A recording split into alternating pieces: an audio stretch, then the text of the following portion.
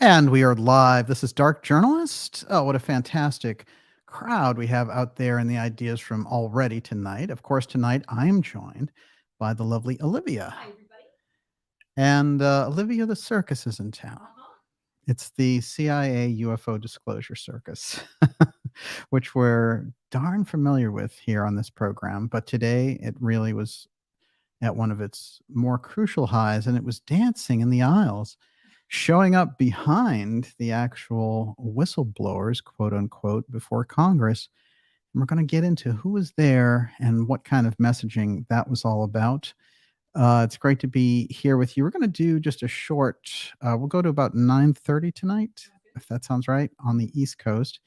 And it's just to give you an update on this very interesting UFO hearing that was held in Congress, where they booted the actual people who were leading the hearings the night before. That was pretty good. And also today, we started the day off in a kind of spectacular fashion on the Alex Jones show with Infowars. And, Alex was interesting because and I find this more and more, the people who are coming from the deep state analysis understand the situation with the UFO file much better than the UFO people do, who all want to sing Kumbaya with the CIA and, get in on all the career advancement, as it were. But we did a nice show on that today. And, the people on our newsletter list and on Twitter got that first. So check out that segment. Interestingly enough, we decided, since we were in the middle of the end of the segment, and he was talking about the dark side of the moon, and I was talking about von Braun, and we kind of looked at each other and said, there's no way we can end things here. So I'm going to do an hour and maybe two tomorrow with Alex we're going to go through the hearing aspect, and we're going to go through those CIA UFO details. That is going to be at noon Eastern time tomorrow. So we'll be back to Infowars and Alex going deep there on the UFO file and really getting it, in a way that the UFO researchers have abandoned all their sense and embraced the Central Intelligence Agency, but not me. I'm here hanging out as a lone outpost for you on it. But I'm going to tell you why I have that position on them. And I've studied the Central Intelligence Agency, the NRO, the Homeland Security, and continuity of government factions in government. And, there's a reason why I sound the alarm when they get around the UFO file, because there's a group inside of that structure I've referred to as X-Protect, and they've done everything to keep the actual secret of the UFO file from coming out.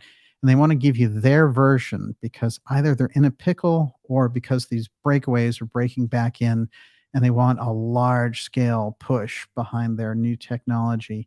And so they're willing to get it along with the emergency powers that a UFO threat would give them directly through the government. It was inevitable from the foundation of the extra-constitutional Central Intelligence Agency in 1947, establishment of the National Security Act, and then the 49 giving all these powers to the CIA. It's like, hey, anything that you do, there's a statute here that says any crime that you witnessed, you don't have to report on.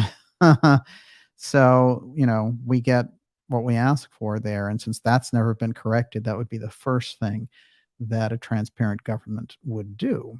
But there's a lot of secrecy around the UFO file that a lot of people in government don't know anything about.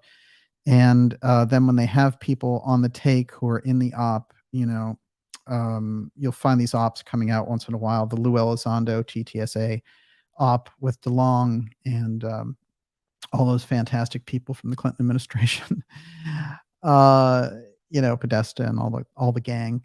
They came out and they were really, coming forward and saying, we need transparency from that government. And, you see that with Grush now, who is the puppet of Elizondo. And now he's saying we need, that government to give us those details. Look, these people are the government. They're not fighting the government. They just realized when they studied the data that the only way to get into that position that the public would be behind you was to say, I need something from that government. But if you were the government and you were saying, I'm coming out as the government and giving this to you, it would still leave itself open to this suspicion. and rightfully so. So they decided to say, hey, we're going to create this idea of whistleblowers.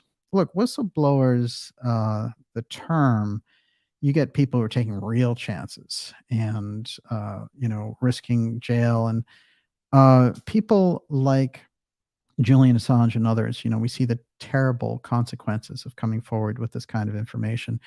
And for this guy to just jauntily say, well, this is Grush now saying there could be things that crash could have pilots on them, and so we could find something.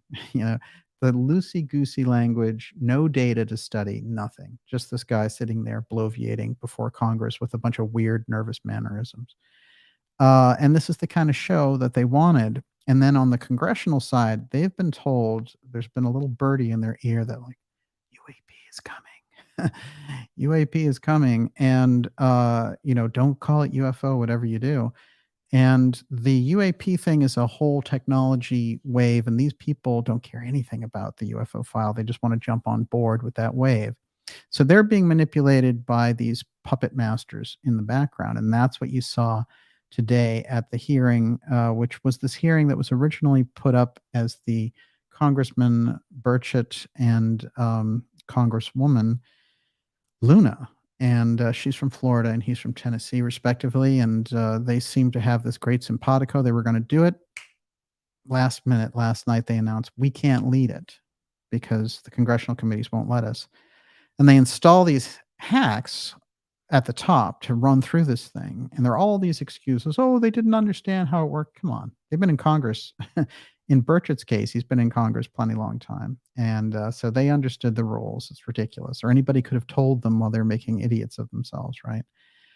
But whatever it was, they felt that Burchett and Luna couldn't pull this off. I find that interesting, and I'm going to get into that as well. Let's get into a little bit of what actually happened there. I want to remind you that you're watching the Dark Journalist Show, and also that we have a free newsletter at darkjournalist.com, which keeps you in touch with all the incredible and up-to-date on all the incredible shows that we have coming up for you. Fascinating interviews, the X series coming back in September, and special reports, the works, documentaries, special events happening later this year. You're going to want to make sure you're on that newsletter list. It takes a moment just to go up there, and we'll send it to you maybe once, twice a week, and nothing heavy duty in there, but it'll let you know the fantastic, and I mean mind-blowing stuff that we have coming up for you. So stand up and be counted and make sure you have that. Before I go any further, Miss Olivia, you're up. Wonder why Burchett was dropped his chair shortly after his appearance on the War Room. Oh, good point. Well, Bannon's War Room, is an interesting place for him. Look, Bannon understands now, and I know that Bannon actually tunes into this show, and I listen to his stuff, but Bannon understands the importance of the UFO file in the 2024 election. Look, I've put it forward on this program that the 2024 election, the core of it, the center of it, is going to have this UFO file aspect to it.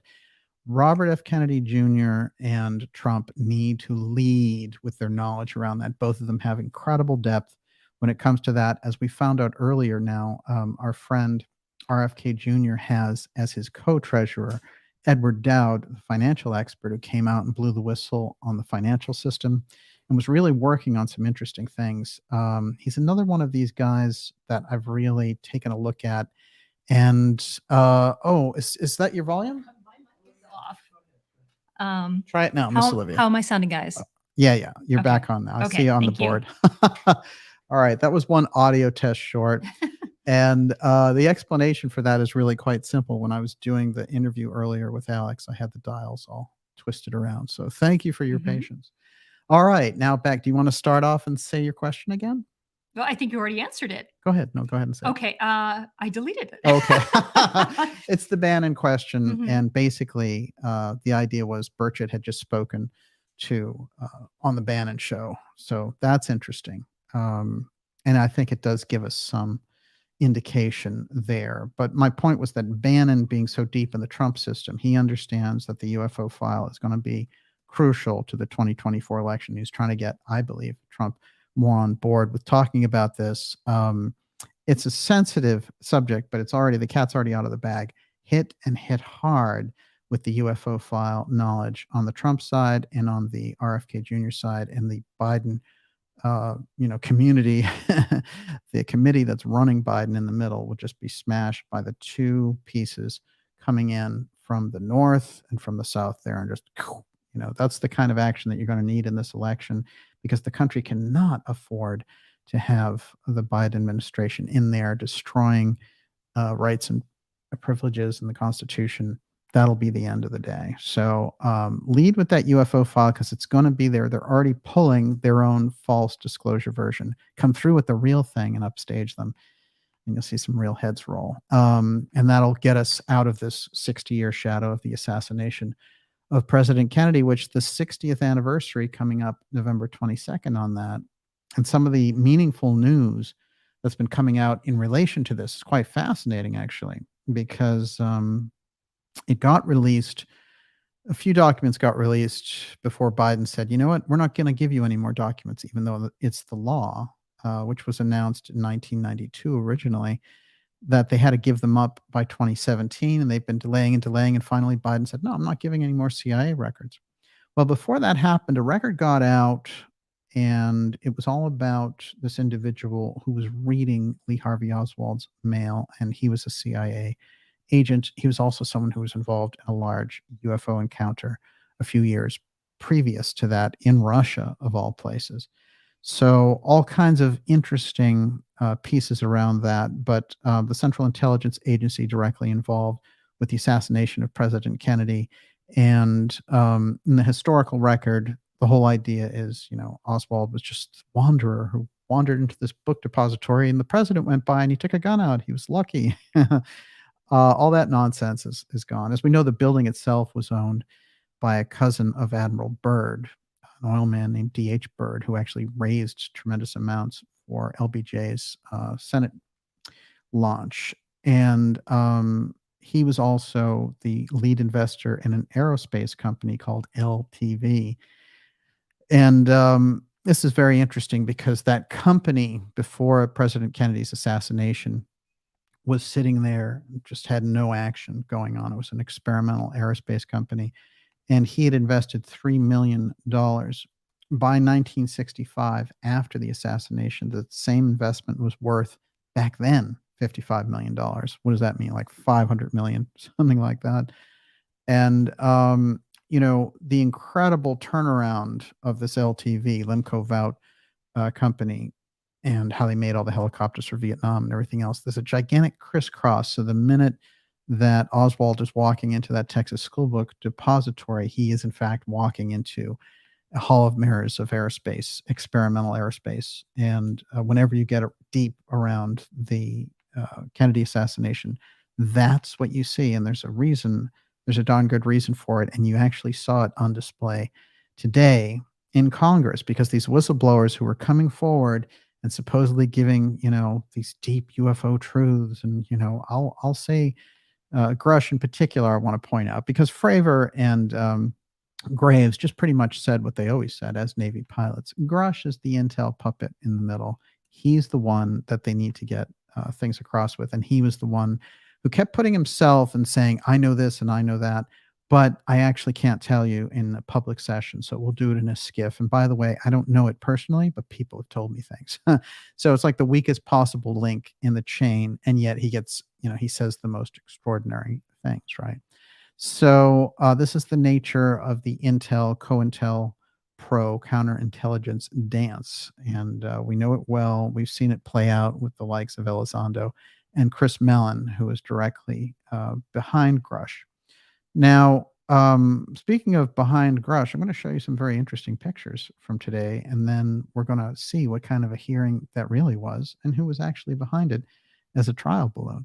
Everyone, you're watching the Dark Journalist Show. This is a special on the UFO disclosure hearings that took place in Congress today, but this is CIA disclosure, and let's remember the definition. This is the one run by the intel companies, and the intel is really, those communities now are interlocking in such a way that they're almost becoming, impossible to spot from each other. So they're so integrated across CIA, DIA, NRO, Homeland Security, that we're just getting this blend of this thing, And in the case of Homeland Security, as I've pointed out, a quarter of a million employees, 250,000 people. This agency didn't even exist before 9/11. So think of the nature and the structure of the government in relation to this. And you start to get an idea for the fix that we're in, but that we can get out of as long as we're using the right playbook. So let's look at some of the things from today and some of the people behind Grush, shall we? I want to make a little note here, which is there's a sensational statement by a colonel that he put on record that he saw dead alien bodies, and also that he knew about crash retrievals, and also that he was willing to tell all that to Congress and everything else. Oh, you think I'm talking about Grush? No. As a matter of fact, I'm talking about Philip Corso, and that was 1997. We're talking 26 years ago. And there's a funny little aside in there, which is Strom Thurmond, who knew Corso very well and knew he was in all those positions in government, going right up the line in some of the most secret projects in government, actually did the intro for his book originally, and then he found out it was about aliens. And there's that whole story that came out, Senator regrets role in book on aliens. And Strom Thurmond said, pull those copies. But the first 1,000 copies had that very interesting intro in it. A new book contending that the nation's military and industrial power largely derived from a crashed alien spaceship is being disparaged by Senator Strom Thurmond, chairman of the Senate Armed Forces Committee, who wrote the book's foreword. A new book contending that the nation's military and industrial power largely derived from a crashed alien spaceship. This is interesting because this is exactly what we see playing out here with Grush. But in the case of Corso, he put it on the record. And what happened to him? He got sued by everyone and their grandmother. But because he died shortly after putting out these revelations, a lot of those suits never came to fruition. The author, Philip J. Corso, retired from the Army in 1963. Says the book might be dismissed as others in the genre have been, except for the author's military background, his claimed role, and Senator Thurmond's praise of the author in the foreword. Mr. Corso contends that while at the Pentagon, he personally spearheaded an Army project that secretly planted the alien technologies throughout the economy and military, mainly to build up American strength to fight an inevitable war against alien invaders. Look, when they put forward Grush and they, in all of these, ABC News and everything else, and News Nation, which is completely complicit in this false push for false CIA disclosure. And I'm going to get into their backgrounds a little bit as well. It's very enlightening, in fact. But interestingly enough, they will say this is the first time a high intelligence official has ever come out. Sorry, ring the bell. There's been about 20, 30, 40 different guys who've come out and said this, put things on the record. And Corso was a colonel, so he actually outranks you. So much for that. But anyway, let's go with the fantasy aspect here. Now, here are the 5 most memorable moments from Congress UFO hearing. That's NBC and wonderful Grush, who's, he says, well, I guess it was just the Boy Scout in me. I couldn't let these terrible things go on without standing up to fight it, Interestingly enough, right behind him, and I'll read some of the things that he had to say. He didn't really say much that wasn't already out there, that he didn't put out there in his interviews, which were pretty flat. And again, have that kind of meter of intelligence. So, for example, they say, well, like when he was getting interviewed, and they said, well, did you know about dead aliens? And he said, well, sometimes when things crash, there are pilots. And oh, what kind of things? What do you mean by pilots? Do you mean human pilots or alien pilots? Is that what you're talking about? So there's never any clarification of anything. And that allows them to operate in this space. And then nobody on the UFO side questions any of the data. There's no data to study, in fact. So what you get is just this thing. And now the media going along with it because they're being instructed by the intelligence community. The reasons they're being instructed are interesting. And what I put forward on this program is that it is to build a UFO threat program, which I've demonstrated through the hundreds of articles and statements of all these people. And what the secret aspect is, the same aspect that controls the UFO file controls the continuity of government program. And the continuity of government program has never had any oversight from any congressional committee or anything. They basically exist in their own twilight, siphoning off money for the covert government from the overt government that sits on top. That's the real schizophrenic situation in government, as nobody even knows where that money goes. So one of the things that came up today was Burchett saying that the Pentagon had failed their audit for 5 years in a row. Well, what do you do in a case like that? What you do is you get the defense contractors together with the Pentagon and you say, here's a prosecuting agency. If you lie or don't give them the correct records, you're going to be prosecuted. But they never do anything like that. So it lets you know that that's one huge circle, because at the end of the year, they all sign on to the National Defense Authorization Act. That's $1 trillion on the record that all of the defense budget gets. God knows what's off the record.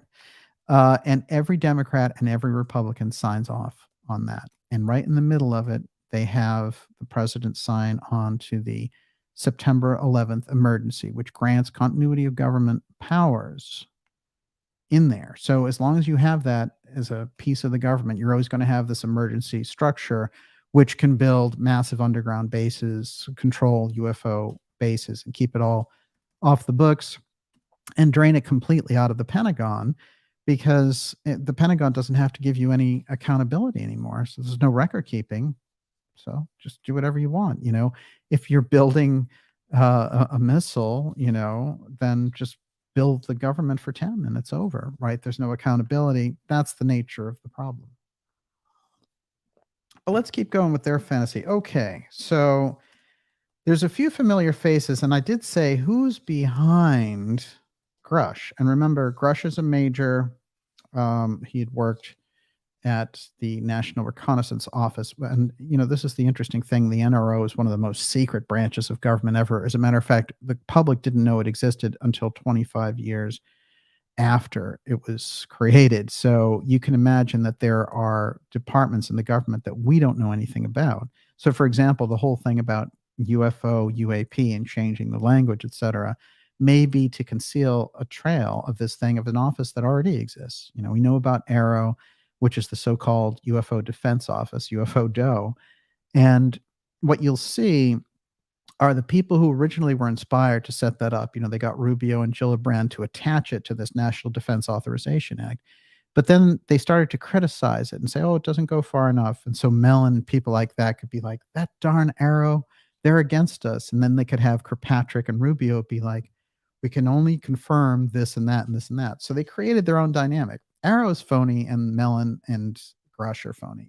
They're both false dynamics, and they get to play off in public against each other. And there's no fight between AARO and the Grush whistleblower people. They're all in the same intel game, and they created their own thing to rail against, so they could say, we're getting the info, we'll get it out of that AARO government. All these people are the government. This is just a government chess game, and we need to all get on board when we're looking at the situation that way. Why the UFO field collapsed, and we'll see that Knapp was there today cheering on Grush and, promoting that whole thing. Look, Knapp and Corbell, who have financial interests as well as intel interests and all this stuff, they've been promoting these types. They promoted Elizondo, and they have an interest in doing it. Knapp took out stock shares in TTSA before they failed and went down for $50 million in intel money. So, this is a different thing. We're not looking at normal journalism. We're not looking at normal political action. We're looking at a weird, rigged intel game and the players that they've been able to push out there.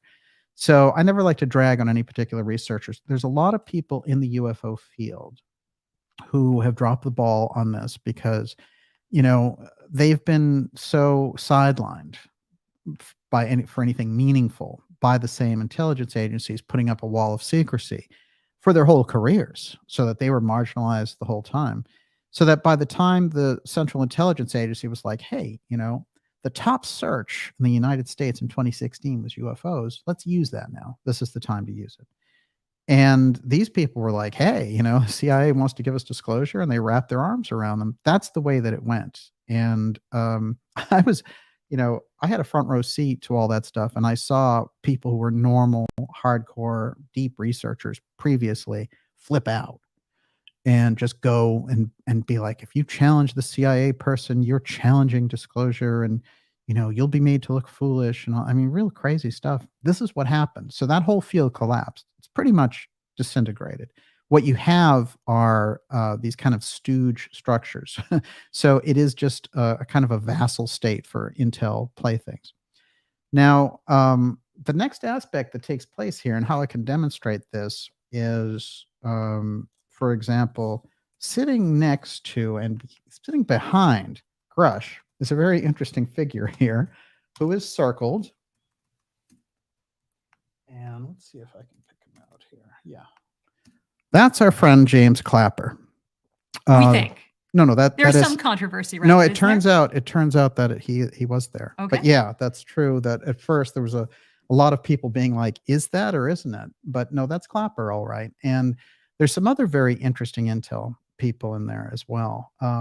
So what we have here is Grush, and that's Corbell, you know, the circus show with Lazar and all that stuff.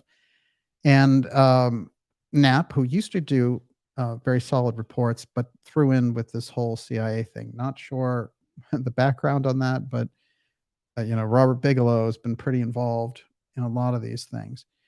And that's Ryan Graves, the pilot, giving testimony. Fravor gave his testimony.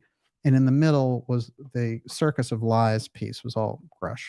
So, but interestingly enough, now let's backtrack in our minds for a moment and think about James Clapper. So, and there's going to be other intel people that we're going to point out to you as well. Just you wait. But let's take a little walk down memory lane. What do you think of memory lane music? Let's look at memories. Dems, Rip Clapper. He needs to stop making excuses for lying to the American people. Now, in the Obama administration, James Clapper was the DNI. He had the same position that Avril Haines had. He's the top cop of the intel community. And what he did was he put in place a program for tracking individuals in their phone calls, which was completely illegal. Now, they asked him before Congress on the record, did you do this? And he said no. He lied to Congress, became well known. And so now, after the fact, years later, the Democrats still call him out, even though he's one of their own guys. And that's Clapper, he's known as the big liar. And he lied before Congress.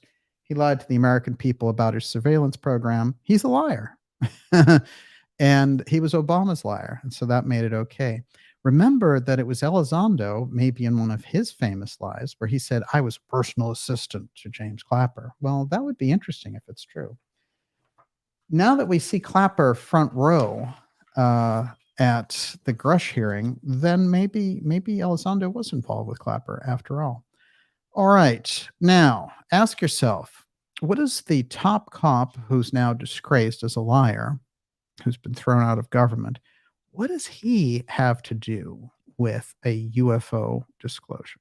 Why is James Clapper the highest representative of the intelligence community there, like Avril Haines, had been hosting these UAP days and saying, could be that some of those things that are harassing our ships out there are aliens, and, they're harassing the Navy ships. These are top intelligence people right on board with the UFO threat program. As a matter of fact, her former boss, John Brennan, suddenly he was like, we need to get to the bottom of that UFO file. This guy, the Drone King, and Brennan, with his many crimes and his absolute fanaticism for getting Trump out of office or calling the 25th Amendment on him, scared to death somehow that Trump was going to take the reins of that UFO file. So we had a lot going on there with Brennan, and then James Woolsey, the other CIA director under Clinton, he comes out and he says, My friend's plane was stopped at 30,000 feet by some non-human intelligence. And this is the new buzz that they use. They always have to have a new term, UAP, NHI, whatever it is, but it's still the same old scene. And what they want to do is they want to create a new language around their version of the breakaway, breaking back in. And so they want to come in with all this technology without explaining, where they stole the money from to make it one, where it comes from. They want to keep the secret to themselves. They want to profit from it. And they like the hierarchy that they've developed in this kind of schizophrenic system. That's the nature of the problem that we find ourselves facing when we're dealing with this directly. And it was on display at the UFO circus. Everyone, you're watching the Dark Journalist show. This is CIA UFO Disclosure hearings, a special report for you. As I mentioned, we started the day on Alex Jones' Infowars show, and we did a very interesting report there. And Alex definitely, from a deep state perspective, he understands exactly what's going on with this, interestingly enough, and not enough people who are looking from the UFO side are using that deep state lens on things. If you could kind of crisscross sort of the Peter Dale Scott vision with like a Stanton Friedman thing, you get the right picture going. But unfortunately, the UFO people are all thrown in with this. And now we can see that they're being controlled by a bunch of intel people. And, as I've put on the record before, Jim Semivan, really top. I mean, that guy's in the top echelon of the CIA, period. And he's been running around, running all these things from TTSA. And then you have, people like Ramirez and all the rest of it. And they've tried different things out. You have to give them credit. They've tried Oumuamua was an alien spaceship. They tried John Ramirez is being abducted by aliens, even though he's a CIA agent, and so is Jim Semivan. They've tried the UFO threat thing through Lou. They've tried it through Millen. Now they have Grush, and Grush is repeating stuff, as I showed you, that comes from the 80s and 90s. I mean, he might as well be reading directly out of a script of the X-Files from the 1990s. And this is the interesting thing. A lot of those things that were reported were true, but interesting, this is a weird kink that the CIA has. They love to take something that, let's say they destroyed people's career or whatever, and then they will reenact the whole thing with them as the heroes. It's very weird. They did it. They're doing it still with the assassination of Bobby Kennedy. And, Bobby Kennedy's assassination, what they try to do after the Kennedys try to stop them from assassinating Castro in the 60s and starting a war with Cuba, what they were able to do is turn the historical record and get all these people into this idea that, oh no, the Kennedys were behind assassinating Castro and they killed Marilyn Monroe too. Just pure junk. And that's how the CIA works. So it's like a sick thing that I've noticed, and you can track that weird thing that they do. Well, here's a new version of them doing that, because they took the people in the past, like James McDonald, Morris Jessup, and all those people who were sidelined, careers were ruined, or were actually killed by X-Protect, and then they'll now use the same points that they developed. They'll be like, oh, we found a crash retrieval. There's been a crash retrieval program, and we're exposing it. So you have to be very, very careful when you deal with the government on this matter in particular. And that's where things get very, very dicey.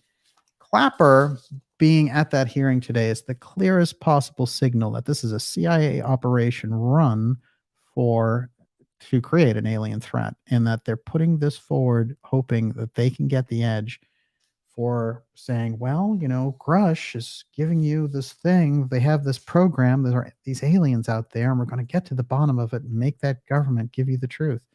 So they can control both sides of the aisle. They control the aisle that's asking for the truth, and they get to control the aisle that is supposedly giving things out from the government. It's a very sophisticated maneuver, but it is all intel circus trash. So then we realize, well, how do you get to the truth around anything with these people?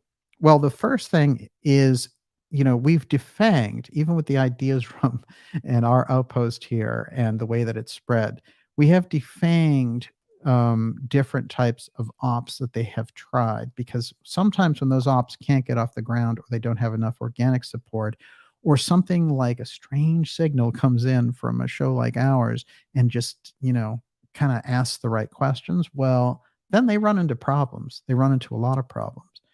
And I think in this case that the push that they're on, the kind of trajectory that they're on is particularly dangerous. And we saw that with the setup early this year of the balloon nonsense.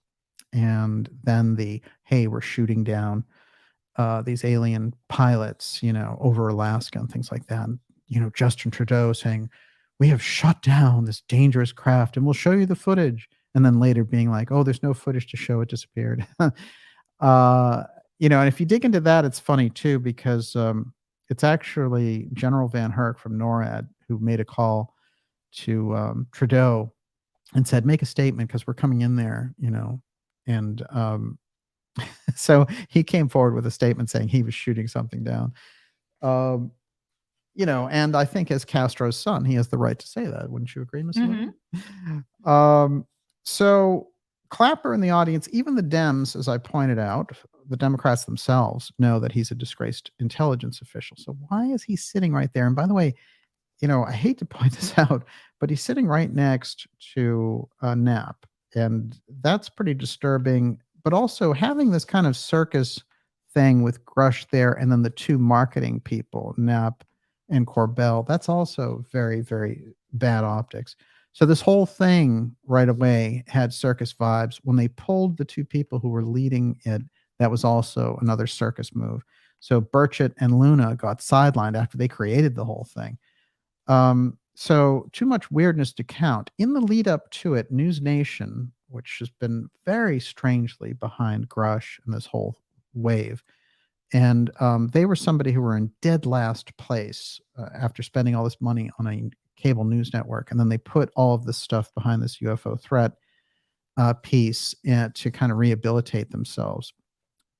They're very interesting and strange company. I'm going to reveal some hardcore details about them going forward. But what I want to point out for this is that when we look at Grush and we look at the things that were, I'm going to put aside Graves and Fravor because I think that they are just, doing their duty, reporting what they saw.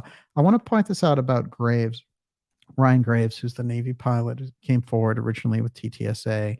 And, Leslie Kane was leading him around on a leash during the last UFO hearings. And Kane, again, we have to put it on the record. Kane is coming forward into all of these things. She was the one who brought Grush out, the false Grush push that they're doing. It's going to unravel. But the Elizondo thing, that whole piece about him being a troubled whistleblower who left the government to lead freedom and all this stuff, I came forward at that time, contrary to their New York Times article, and said he didn't leave the government. He still works for the government. And the whole program is a CIA program. It's take 5 years for the traditional media to unravel that. We can't wait 5 years with this. That's for sure. But Kane, again, shows up in the middle of all these disinformation operations. It's strange. And the fact that her uncle was the governor of New Jersey who headed up the 9/11 Commission shows that signature of politics in the middle of this. Somehow she got herself involved in the politics and of portraying this, which means she could be, somebody that they're parroting these intel lines to, and she's going along with it. I thought this was, kind of interesting when we think about the hearings that Luna and Burchett, Tennessee and Florida, as I mentioned, but Burchett for a while, walking around like Mr. Conspiracy. So I pointed out a couple of days ago that he was talking about reptilians or something, so there's a little bit of like a conspiracy hoaxer, supposed to be the funny guy thing. But he's serious that there might be UFOs, and so he's taking Grush seriously, and he's like, has anyone been hurt in this endeavor?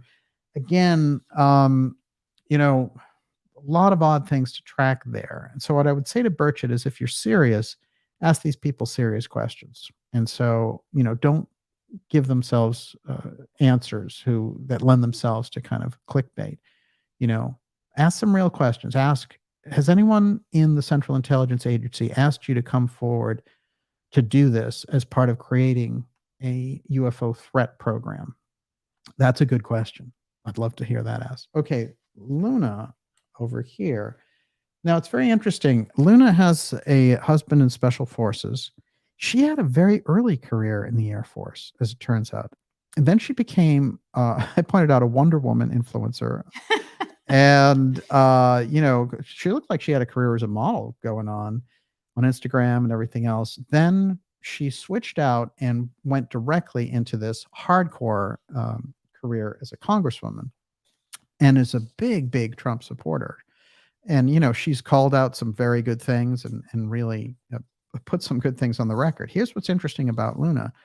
Luna, when she was running for office, she was the target of a program by a Raytheon employee who was running against her.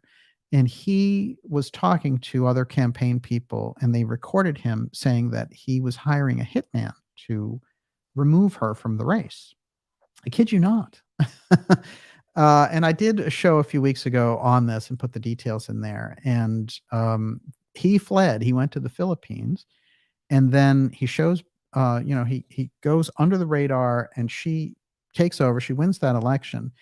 And in his strange comments, he starts going off about how he knows all these Masons, and that in this Mason network, he's going to take care of all this very strange thing. No shade on Masons. That's just part of the record of the things he put on the record. Now, here's what's interesting. This guy got caught in the Philippines, and they finally have him back here in the United States. But it could very well be that early on, Luna was going to be somebody who they knew was going to be placed in a position on these intel committees around the time that the UFO push was going to be there, and they didn't want her in that spot for some reason or other. And that's where all that weird story comes from. So both Burchett and Luna had kind of an unusual, thing in the lead up to them taking over this committee. And then at the last minute, the night before, they were yanked from those committees. That's very, very strange. So we need to watch that. You watch that, and then you watch Clapper sitting there in the background. Now, there's more intel people to talk about. Are you ready? Let's hear it. Everyone, you're watching the Dark Journalist Show deep, deep tonight in the CIA UFO disclosure hearings. We're going to take some of your questions here coming up here in about the next 10 minutes or so, and then we'll wind down this report at about 9:30. And like I said, as a reminder, I'm doing a show tomorrow at noon time Eastern with Alex Jones on Infowars, going over the whole hearing structure and the planning for the UFO threat piece. Keep that in mind. What do you got out there? 3 comments. Northern Light says they didn't say anything today that we didn't know eons ago. Barbara Joy says everything really meaningful will happen in a secure setting. Right. And Amy Thomas says sanitized for your protection. Well, that's really true. This is the interesting thing. Every time something came up that sounded important, Grush was under pressure, and he would say, "I'll tell you in a skiff," which is a secure setting, right? And then over and over again, they would ask the question and then anticipate that he was going to say skiff. So they started saying it themselves. And they were like, well, what about, crash retrieval programs? Or do you have to tell that to us in the skiff? And he would be like, skiff, so why don't we just call him Comrade Skiff from now on and get it over with? A few things to kind of keep us in the right headspace about this. One of them is this other intel official who was hanging out. This is interesting. Charles McCullough. And he was in this picture with the other arrow. Hold on, I put it aside too early. Why don't you give me something? Okay, I did want to say this one. Space Ghost says, why don't they just bring in the UFO metal, put it on a table, pics of the bodies, they've all got them at home. This is, seriously, if people in the ideas room really get it. Yeah, that's true. Why hold back at this point, right? Yeah, that's the interesting thing there. So in the background here is another interesting individual. He of the blue tie there. Let's see. That's him. let's read a little bit about him and what's going on there. So this is interesting. Charles McCullough III. Charles McCullough III was confirmed by the U.S. Senate as the first Inspector General of the Intelligence Community, ICIG, November 7th, 2011. Mr. McCullough was most recently the Deputy Inspector General at the Office of Director of National Intelligence, ODNI. Prior to coming to ODNI, McCullough served as a member of the Defense Intelligence Senior Executive Service, 8 years Assistant Inspector General for investigating the National Security Agency. So it's a gigantic spook here. Now, here's what's interesting. The complaint that Grush made, which supposedly has all these whistleblower pieces to it, went to the person who succeeded McCullough at the intelligence community as the Inspector General. So that complaint went to him, and then this Inspector General, previous to the current one, became the lawyer for Grush. So now Grush has this spook lawyer who apparently, after all this came out, was like, oh, I'm not handling Grush anymore. Or the law firm came forward and said that. So get a lot of weird spook activity directly behind them sitting there. So you have the spook activity represented, and then you have the marketing activity represented with Corbell and all that. So this is what we're looking at. The spook activity behind both of them is just off the charts. And the idea that these spooks inside the intelligence community would ever want to give the American people any answers about anything is one of the biggest jokes that you can possibly imagine. So we're looking at this disclosure service, this disclosure parade, a little bit differently once you're starting to feel that out. But here's what's interesting. Not only are we seeing them there, they know that we're going to see them there. And they know that the people out there in the audience, like me, are going to see that. So it is an indication that this whole operation is protected. Don't you worry, Uncle Clapper is there. Interestingly enough, Mr. McCullough came to the Treasury Department after a 10-year career in the FBI. So he went FBI, Treasury Department, deep intel, and then he became Inspector General of the entire intelligence community. That's pretty hard hitting. And one last thing I wanted to point out in relation to Clapper was this is, a June 2013 incident where a leak of documents detailed the NSA practice of collecting telephone metadata on millions of American telephone calls. There was no explanation for why they were doing this. Clapper was accused of perjury for telling a congressional committee hearing that the NSA does not collect any type of data on millions of Americans earlier that year. One senator asked for his resignation. In November 2016, Clapper resigned as Director of National Intelligence at the effective end of Obama's term, but Obama kept him in there and kept that umbrella of support over him, even though he was caught lying by Congress about tapping people's phones, millions of them. So this is the nature of who's sitting behind there in this UFO trap. Keep that in mind as we go along. And as I've said before, when we get to why the trap, why the threat, and all the rest of it, everything the government tells you about the UFO file is suspect. There's no question about it, because they have so much to hide, because they have a legacy over 80 years of keeping that information from the public. So the amount of crimes, the amount of development, the amount of money, all the rest of it is nothing that the public has ever seen. So now they're trying to pretend that they are their own cops and can clean up their own mess. We know better. And so this idea, that whole back and forth between Arrow and Mellon and that whole shebang, and, Mellon saying that, oh, that's Sean Kirkpatrick, at Arrow, he's a tough customer and he should be giving us more satellite data. This is the dichotomy. This is the setup that they wanted. Those are the dynamics. What you want actually is a civilian agency dealing with this. Don't you notice that they downplay civilian UFO sightings now? Isn't this extraordinary? All you hear about are these weird, false military ones, Tic Tac, all this stuff. and a lot of it junk that's been on YouTube since 2007. That whole push around the civilian side is gone. They don't want to talk. They want to talk to witnesses who are, intelligence people and all this kind of stuff. They don't have any interest in a common person who's seen a UFO, has UFO footage, has UFO pictures, whatever it happens to be. They're not interested in that because their whole program relies on the fact of an authoritarian. This is a whole authoritarian model. That's what they're looking at. So if they don't have the model in place, the information that they put out, they don't want the information out there. They want the authoritarian model to tell you exactly how the information works. Okay, so now a statement after all of this by Susan Goff over at the Pentagon. And she says, to date, AARO, which is All Domain Anomaly Resolution Office, which I call UFO DOE, the UFO Defense Office, has not discovered any verifiable information to substantiate claims that any programs regarding the possession of reverse engineered extraterrestrial materials have existed in the past or exist currently. There's the setup. So they're the ones who are saying it doesn't exist.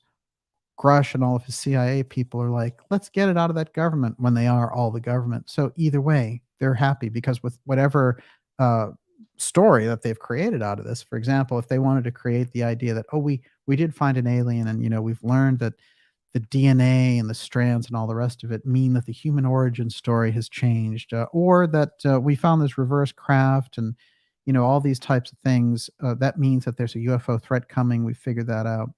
So all these different pieces and the way that they want to program that story rely on the factor that you have one unit that they've set up that says, oh no, we're aware of UAP, but there's nothing beyond that. And there's another unit that's supposed to be just like Lou was, the person who comes out and says, I need that government to give me the answers when they're just all part of the same op. This is a key realization and was on display today with Clapper and with this Inspector General of the intelligence community sitting in plain sight, directly behind Grush, the whistleblower. Now, those people have invested a lot in the development of Grush. They don't want to lose him because when he came out with News Nation, it kind of fumbled around and there were a lot of people not buying it. And they also didn't buy his evasive answers and the fact that he said, well, I didn't actually see anything. Other people told me stuff. That doesn't get you anywhere. There's no data to study. He's just dancing around. And the only people who like that stuff are people who aren't paying attention, people who want clicks, or UFO community people who don't have any dignity anymore in the research that they do and just want the CIA to give them disclosure because, God damn it, they need disclosure from the government. This is the nature of that whole dynamic. And we saw that massively on display. What's interesting is the confusion on the congressional level of some of the people who aren't in the op. And they don't know what role that they're playing, and they're trying to figure this out. The people to watch are the people in Congress who are getting super behind this UFO push, who have no background whatsoever in UFO anything. It's not like, oh, I ran a UFO magazine for 20 years and now I'm running for Congress. That would make more sense. I look for those people. There's no one like that in Congress. Instead, you get these people who suddenly discovered religion in the last 2 years, and the religion is, oh, I need to get to the truth about UFOs. Ruben Galejo in Phoenix, in Arizona, running for Senate. And he's a congressman out of nowhere. He just starts going for this, Mike Gallagher, the congressman from Wisconsin. Oh, UFOs are time travelers. We have to get to the bottom of this. Where do these people get their background in UFOs? At what point did they realize that they wanted to study this? Why are they talking about this stuff? Representative Andre Carson, he goes on and he talks to News Nation and he says what?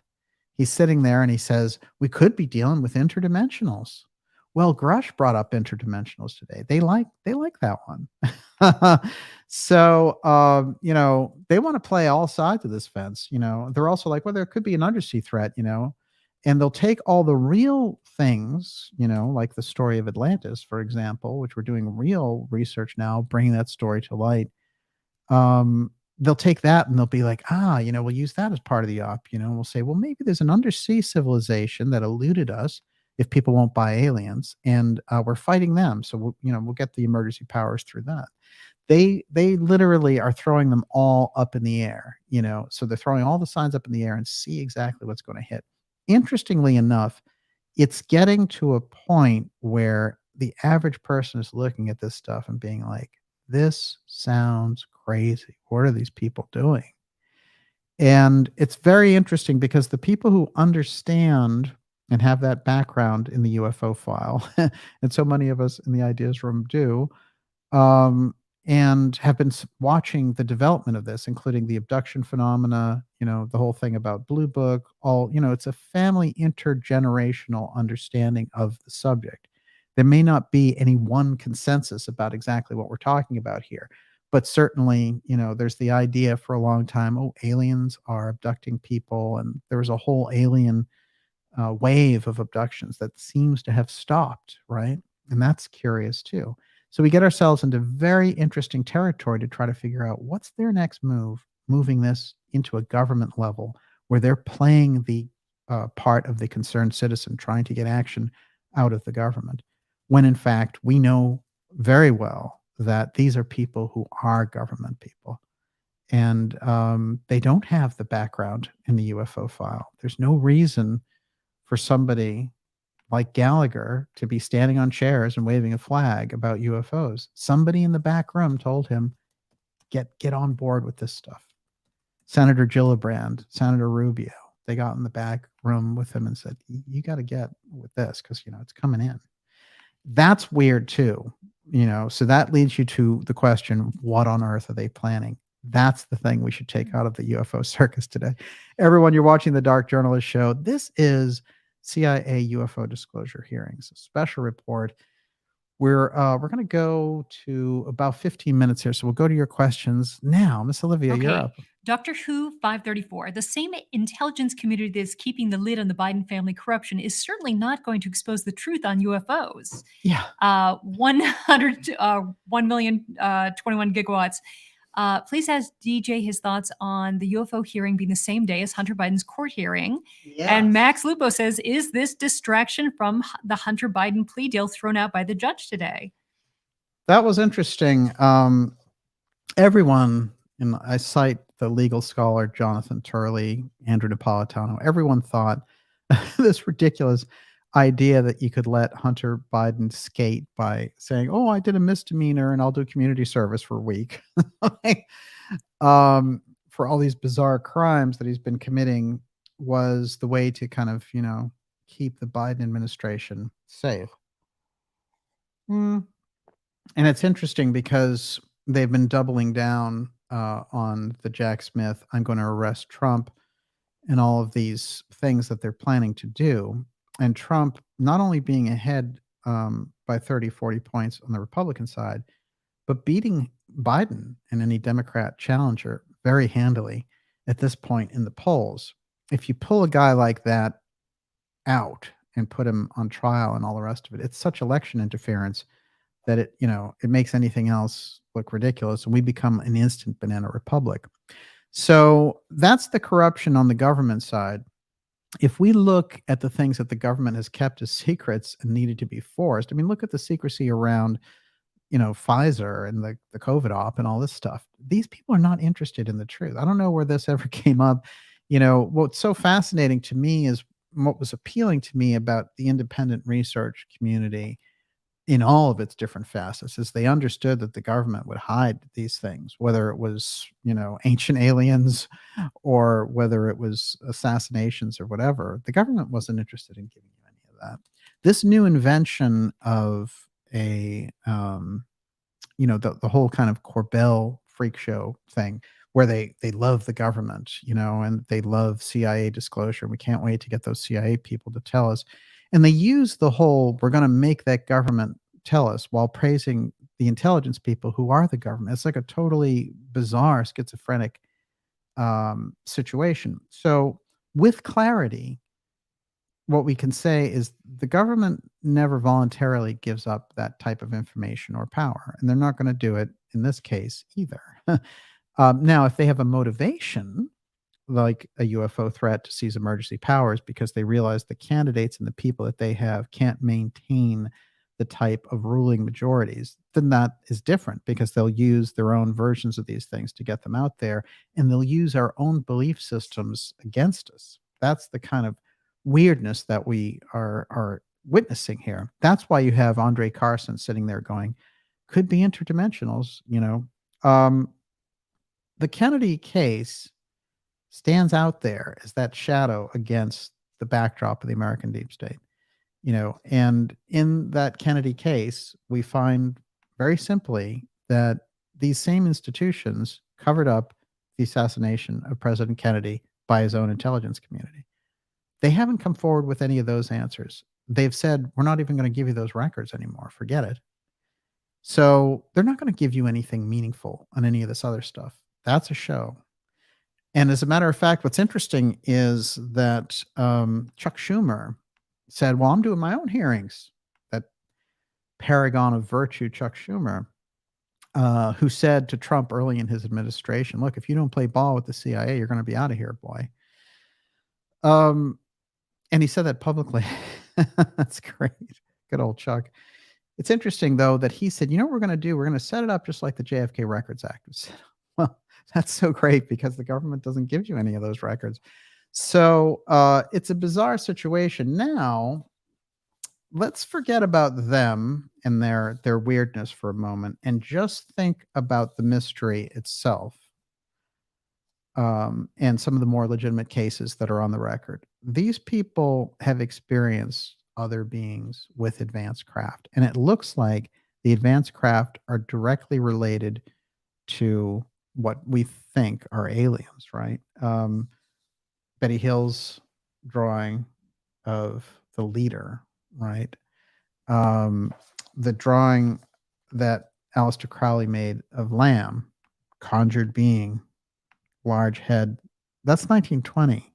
I mean, it took another 27 years for the UFO wave to hit, and it took another 40 years for the Hills to identify what the aliens look like. So there's something in this system of understanding, of human understanding about this phenomena that goes beyond just nuts and bolts aliens, and it's not exclusively a supernatural phenomena because it has that physical impact. There's some quality that rests in the middle of this. And so we've pointed out that the groups that protect this employ something I call an astral agency to protect it at times. That's a thin sliver of the cases, but most unusual things happen when those people show up. That's an aspect which can be explored completely independently of the government and everything else. We can use government documents, but just to find out about the programs that they had. But it doesn't require, oh, I need the government to give me disclosure. And I read this pathetic thing. I won't identify the Twitter user who put it out there, but they had a substantial amount of followers. And they said, every day I wake up and I think about disclosure and how we need disclosure and all this. I'm like, look at yourself in the mirror. I mean, what are you doing around for your community in your life? Like, what are you talking about? And the idea of getting to the bottom of deep mysteries, being a part of somebody's life and part of their obsession, whatever else, I'm 100% behind because I've been in that camp myself. But, come on, let's get real here. What are you actually talking about? What do you even know about any of these things? Really? You have to go deep, and you don't wake up and like, I want disclosure. No, you're going to have to sacrifice something. You're going to have to sacrifice time, effort, knowledge to learn about these things. And, there's a lot of weird activity around this. And it's almost like, they want the next release of the Apple product, or, they want the next video game. So it's a weird thing that they're trying to build into this. That has nothing to do with the subject matter. It has nothing to do with learning about these things at all. It's a weird public thing. That's what UFO Twitter and all that freak show is about. It reminds me of the William Shatner SNL thing about, move out of your parents' basement. Like, don't you want a girlfriend? Don't you want a life? Ready for another question? I'll never forget the guy, and it's a sad story, who was working for free for Corey Good, who got in touch with me. And he told me the nature of his life living with his parents, and, that his car had 350,000 miles on it or something like that. But it didn't matter because he was fighting for disclosure. And I was like, well, look, I think you can fight for these things without making your own life a shambles with somebody's, weird fantasy.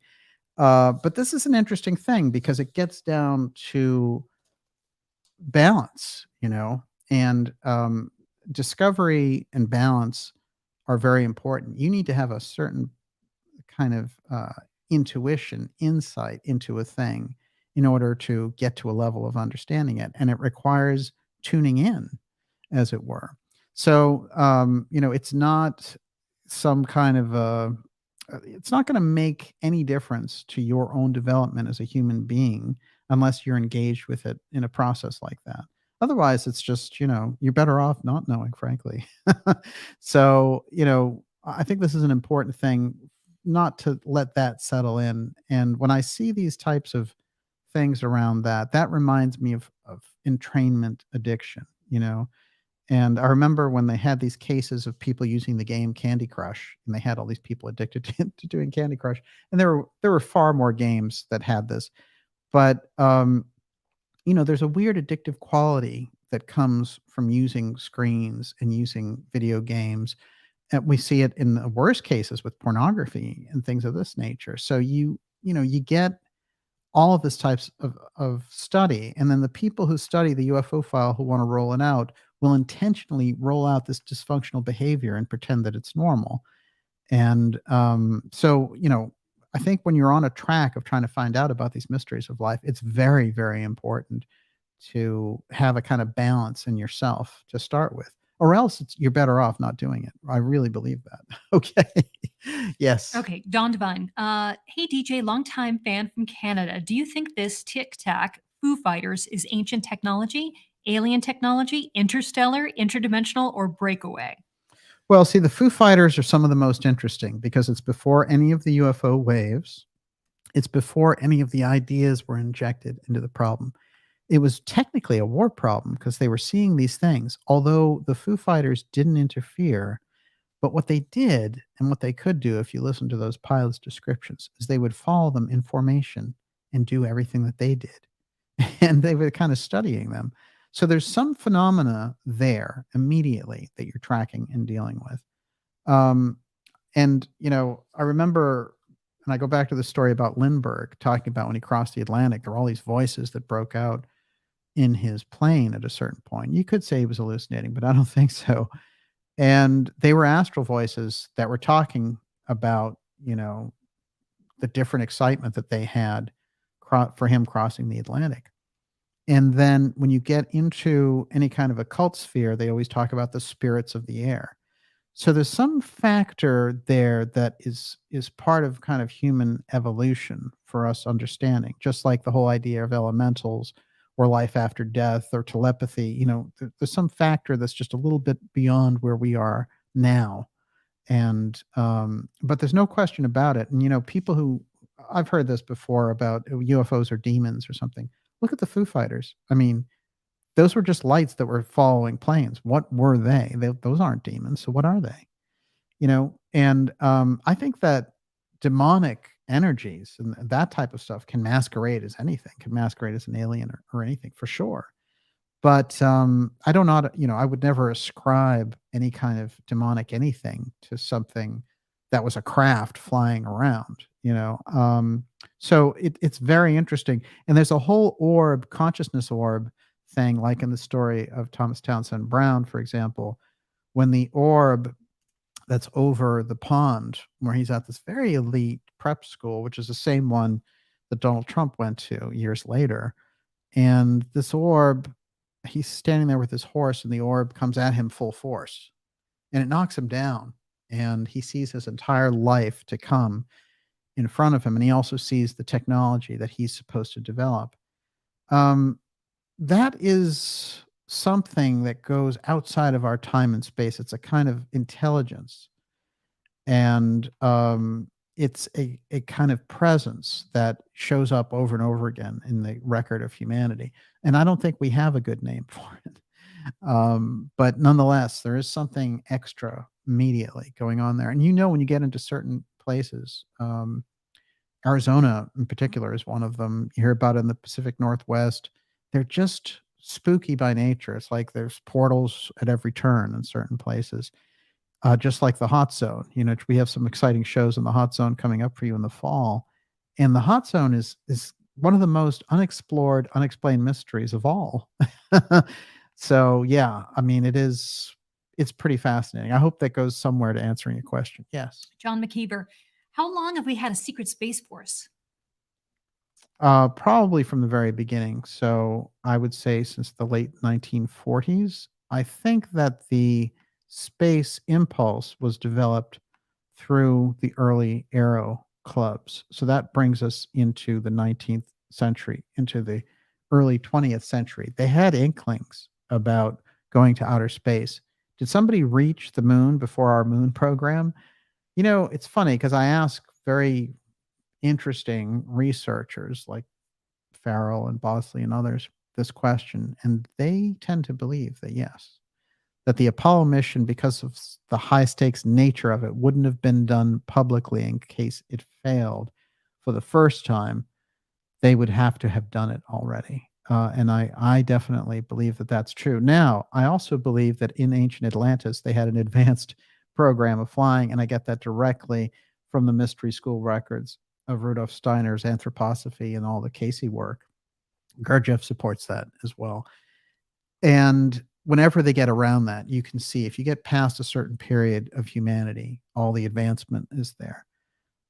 In Casey's outline of that history of Atlantis, you've got ships that can go through things. That's pure apotheum.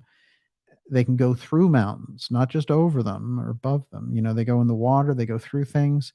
And then at a certain point, they're like, how advanced, like, what was this program all about with the Atlantean airships? And he said the Atlanteans could go anywhere in the universe. And he said instantaneously. So there's some aspect of the psychic Atlanteans using the technology and teleporting themselves. This is the aspect that's been rediscovered, like so many things, when we get into these secret programs. And they observed the idea that the only way you could take this redeveloped, crashed UFO retrieval material and operate it was through some sort of psychic means. There was some psychic interface that had to do with the pilot who was running it. And that's what they try to develop.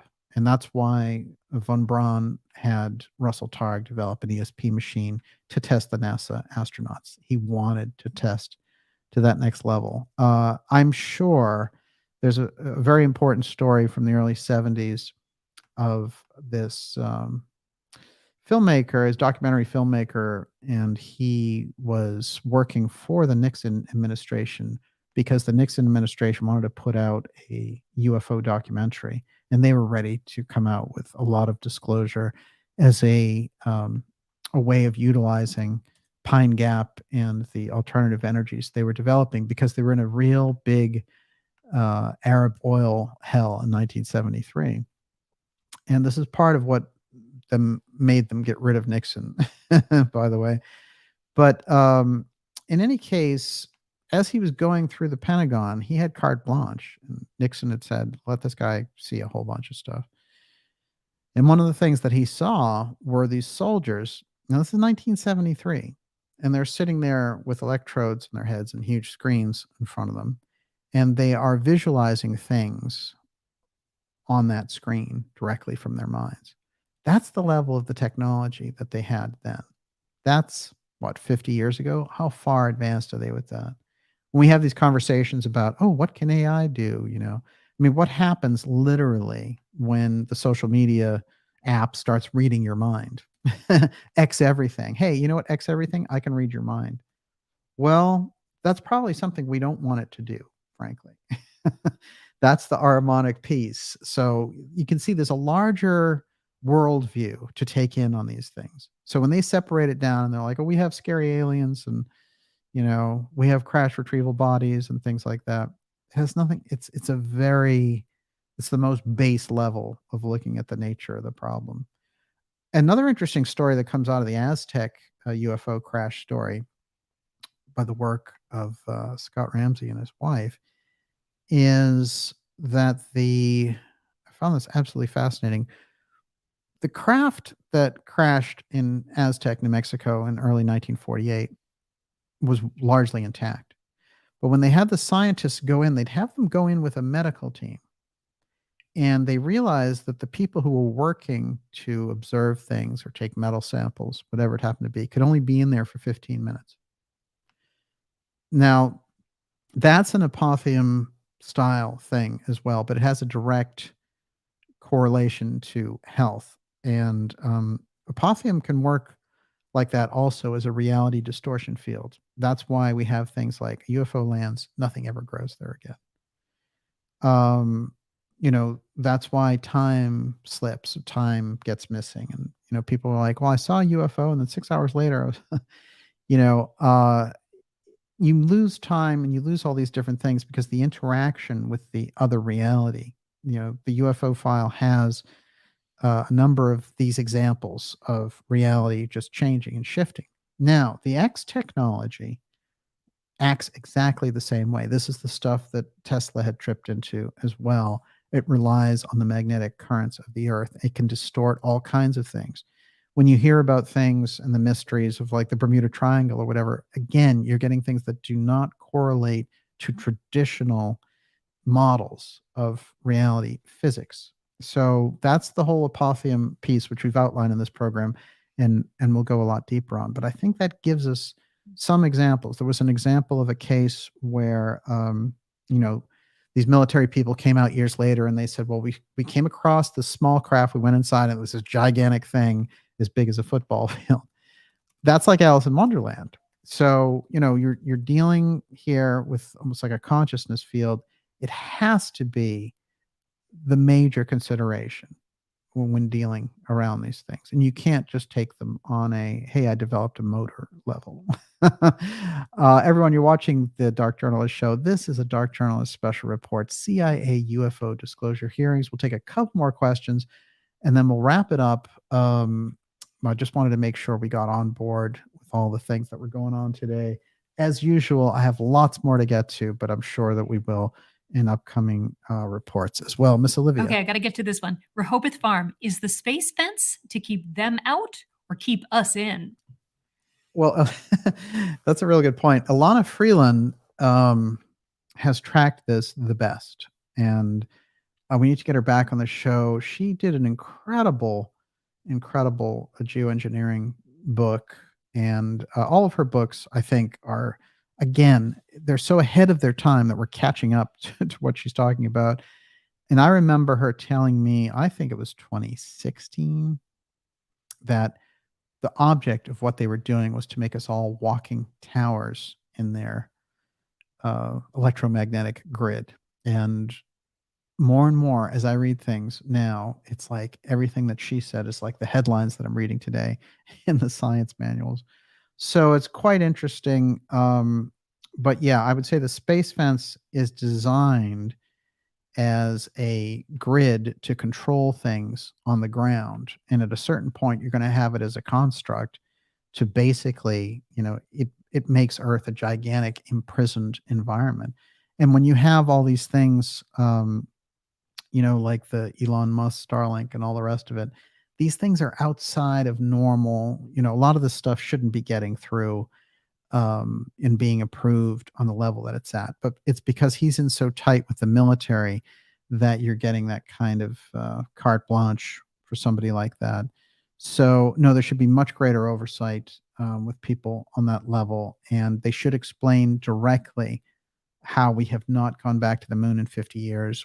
We need to unravel the entire classified space program aspect, because the excuse is that like, oh, these other nations will find out our secrets. Look, you've kept too many things from the public too long, and the nature of the situation is that all this stuff and you have your own science and you have your own breakaway, and in the meantime, we're winding down an oil economy dynamic, and you're trying to ration, uh, all of our energy and all this other stuff. That's not going to work.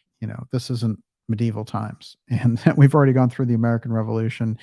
And, so there has to be the nature of this. Once that awareness clicks in the public, it'll be much more difficult for them to, launch this whole digital biometric prison camp piece that we see them putting the fixtures in place for very tightly. And they got a tremendous dry run through the COVID op. But in my opinion, the UFO threat operation is so far beyond anything that they did with lockdowns. And that's why I think the more spotlight that we have on that, the better. Yes. David Allen, excuse me, is DJ saying that the 3 witnesses today are all in on this big operation to control us? They don't have to be, Grush has been groomed. There's no question, by the intelligence companies. He's been groomed by Lou. Lou's on the record about that. Chris Mellon is also someone in the background. These are the people who pushed the UFO threat, the initial version, and didn't make it. They're coming back. I'm sure they'll be back around to do the books and documentaries and all that stuff on those. But the 2 pilots, Fravor and Graves, they're just reporting the things that they saw. I saw a Tic Tac. Look, if Lockheed Martin has a Tic Tac and you're doing a training exercise, they insert the Tic Tac in there. Then you have a story about a UFO that they can use. So you don't even have to have seen a genuine UFO. You could see the very best technology that Lockheed Martin has, or they've seen a genuine UFO. That's fine. In the case of Graves, I think he should take an ethics pledge. I actually tweeted this today. He must love me. But I invited him because he lives close by here. Look, you can come by here and you can come right in and I'll talk to you. We'll have a gentleman's debate about it. So, and this is the thing that all those people, run for the hills, because I'm going to ask them real questions. That's the problem. But Graves is interesting because he's a defense contractor. So if he wins contracts about UAPs or UAP defense or whatever it is, just like Skyfort with Lou, the fact that Lou has a charity with Nolan and stuff, those are very, suspicious things but just straight up on an ethics level, it's a conflict of interest. If you go out and say all this stuff about, oh, I saw UFOs and all the rest of it, and then you're a defense contractor, so the government comes to you and pays you because of your expertise around this thing that you're talking about, that's different than saying, I had an experience, I wrote a book and made $1 million. Who cares? Everyone does that every day. That's good. That's just the way it rolls. But if you are taking something that you claim to be an experience and making it an expertise, then you're going before Congress and building yourself up. You're basically making Congress a huge advertisement for your defense contractor services. So it has to be brought to bear with someone like Graves, for example. So he should take a pledge to do that and just move on, right? So no, those pilots, I think, are telling what they saw. And we've had Navy pilots tell those stories since the 1940s. There was a UFO that came. The Maury Island case. The whole thing revolves around this idea of the oceans because the Navy is one of the number 1 reporters of UFO incidents.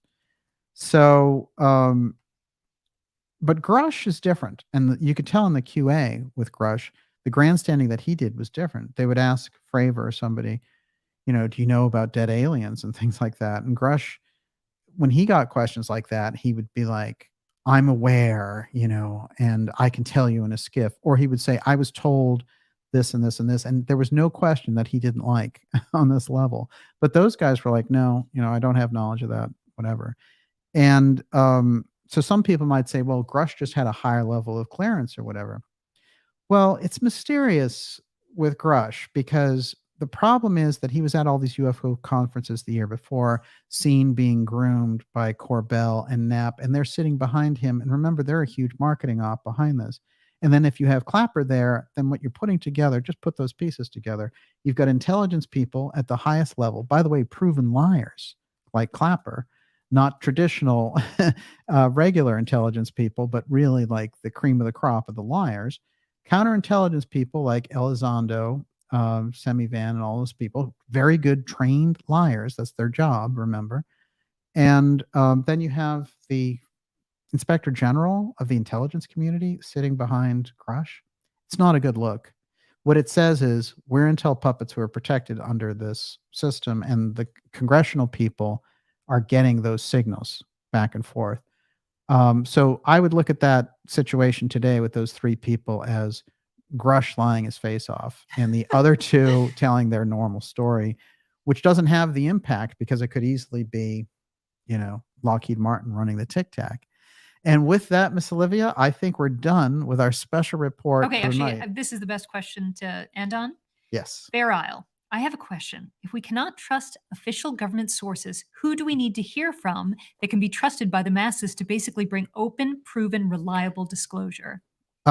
Civilian groups working with the subject who are able to submit their own research and independent committees of ordinary citizens and journalists, and who have their own compelling information and testimony and can compel that government to come forward with their information, because the word's out there and there's nothing to hide because the independent groups have already got it.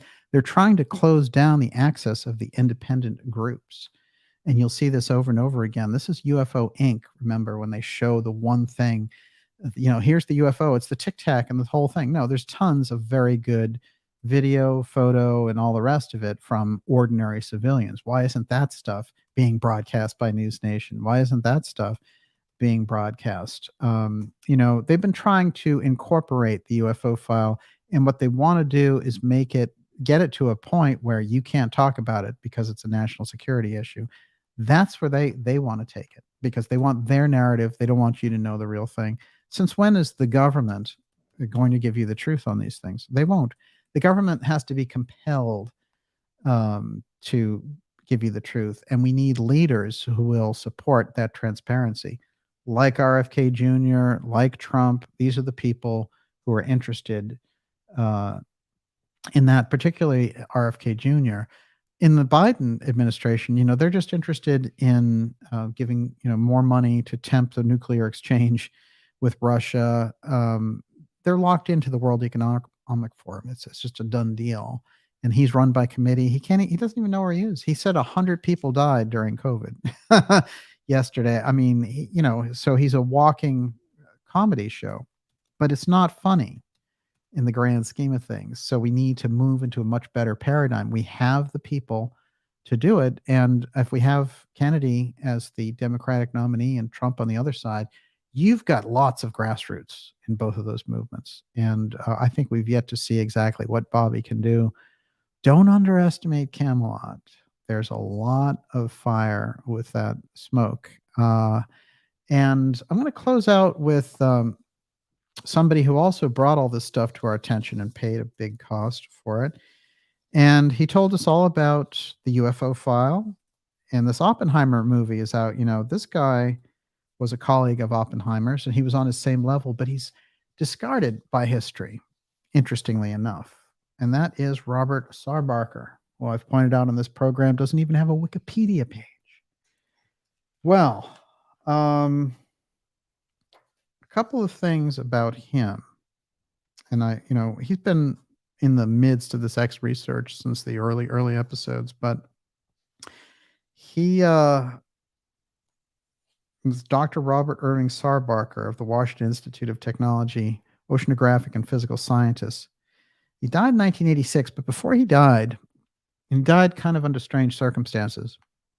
But Bill Steinman, who was big on this Aztec UFO case, realizing that it had been marginalized, got a hold of him and said, what about your work and what you said in 1950, that the UFO file was charted above the top secret of the atom bomb?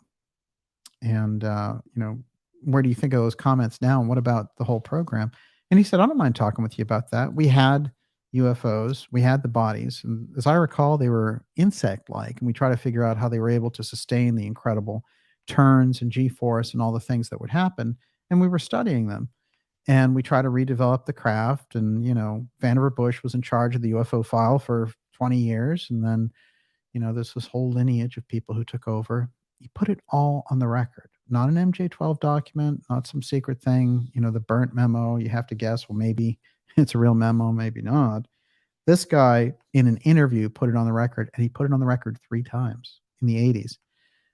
There's a weird story there that he called up his son and said that, one morning he came out to his car and there was all this jelly on his car door handle. And he went to the hospital and then he died there of a heart attack. So we don't know if Tsar Barker was bumped off by X-Protect, but it sure sounds like it because, Steinman got him in trouble by getting the truth out of him, which Steinman was good at doing. But he put it really on the record. And whenever we get around this thing about, Grush, this intel guy who's put it on the record that there are crashed alien bodies and all that stuff. Tsar Barker's on the record with many researchers, including Stanton Friedman. He was the highest ranking scientist along with Oppenheimer, physicist. He was a student of Albert Einstein. And he said, yeah, I worked on the UFO file. As a matter of fact, his best friend was Thomas Townsend Brown. And they would disappear together for 1 month out of the year and work on this stuff, So there's a lot there when we think about it. A lot of these people have lived and died and put these things on the record. The idea of this person coming in because the intel people are propping up a UFO threat and then being like, this is the first time, it's just call it out because it's BS. And if you see it, call it out. Yes. What do you got? Oh, no, there was nothing. Okay. Miss Olivia, I think. Actually, no. Yeah. So I know that you've mentioned Tsar Barker in many shows. Is there one show where people could get more of an overview? Tesla, Trump, and the time capsule. Okay. That's a real good place If you to go. were to present in front of Congress, is this what you would talk about? Oh, absolutely. Okay. I'd keep him there for a long time, as you Mhm. can imagine. A couple of quick things that Tsar Barker put on the record. Quote, relating to my own experience regarding recovered flying saucers. I was involved with people. I have no knowledge regarding the dates of the recoveries. Regarding verification that persons of the list who were involved, I can only say this. John von Neumann was definitely involved, and Dr. Vannevar Bush was definitely involved. Oppenheimer was involved. Oppenheimer led the UFO file. He's one of those people who took over. And it may have been another piece because we know of the trouble that Oppenheimer got into. But when we think about Oppenheimer, we're looking at this movie and stuff, think about Tsar Barker because Tsar Barker put this on the record. And he says, quote, at the end of his letter, this is him signing off from history. I still do not know why the high order of classification has been given and why the denial of the existence of these devices. I am sorry it has taken me so long to reply, but I suggest you get in touch with others who may have been more directly involved with the program. He doesn't understand why they kept it secret by the time they got to the 80s. Meaning that whatever they had discovered about it, other countries were already aware of. That's a very interesting thing for us to contemplate. But also that this was all put on the record in the 1980s. 40 years later, there's a Johnny come lately, and he's being propped up by the likes of Clapper and others. We can see through that, and that's what's so crucial. And with that, Miss Olivia, we're going to wrap up this special report. You have Super Chat as well. I do. Okay. Occult Fan, PJ Doe, Catherine Rorden, Ramblin' Lamb, Polaris 23, Little Bird, Rosterman the Seer, Bob Bindert, Noah M, Slow Time, Don Devine, wait a minute, 72, Daniel Dandignac, Terry Doherty, Global Atlantis, I'm Not Dead Yet, Diana C, Anthony Tormina, Vlad the Sanctions Impaler, Eurythmia's Fun, and Rudy Steiner. Thank you so much for your generous super chats. Fantastic. We really appreciate your support, and it makes all the difference. And to all our subscribers, really fantastic to have you behind us on this.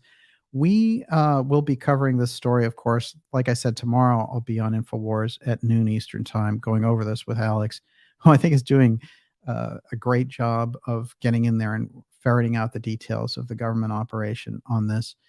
And we have some exciting part 2 interviews coming up for you this weekend as well. So great things to look forward to. And just you wait for the fall. Amazing things. And with that, I'll do a couple of shout outs to our ideas room there tonight. Doyle Wayne, I get Cliff's emails. Okay. That's Cliff High, I bet he's talking about. Corky Goss, Kitty Cat, Meow.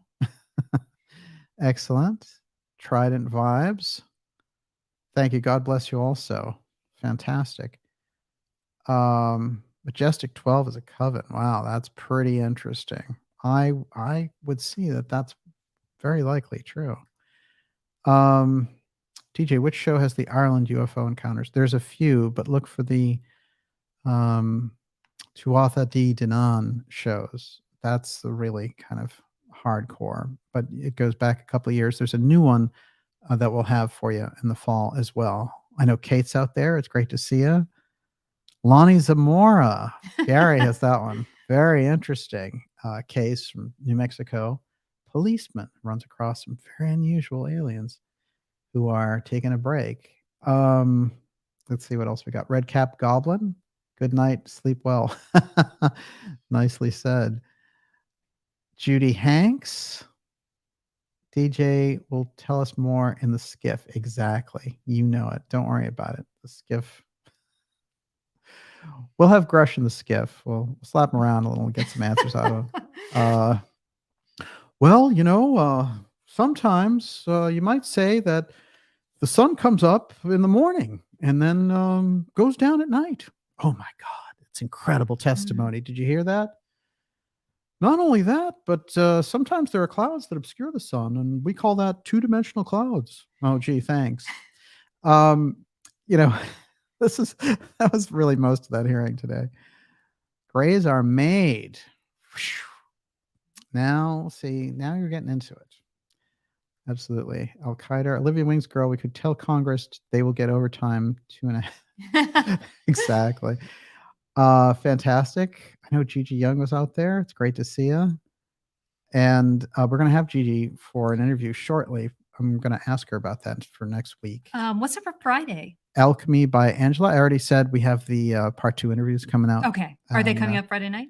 Yes, Friday and probably Saturday also. Just great stuff there. And Miss Olivia, you saw some of that hearing stuff today. What did you think? I couldn't bear much of it, so I just 5 minutes. Exactly. Wow. Nicely done. Great job tonight. And thank you for coming on short notice with the whole hearing and everything else.